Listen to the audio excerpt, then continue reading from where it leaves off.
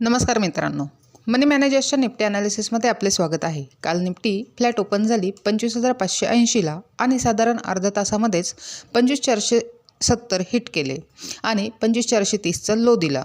त्यानंतर थोडा वेळ कन्सॉलिडेट करत साधारण 12 नंतर पुन्हा एक डाऊन मूव्ह केली 25,490 ते 25,370 पर्यंत।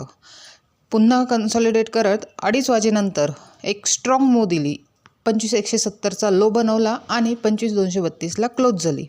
एकंदरीत निफ्टीने 25,470 ब्रेक केले आणि आपले दोन्ही टार्गेट 25,370 आणि 25,250 हिट केलेले आहे आणि 25,170चा लो दिला आहे। जवळजवळ 300 पॉईंटची डाऊन मूव्ह झालेली आहे।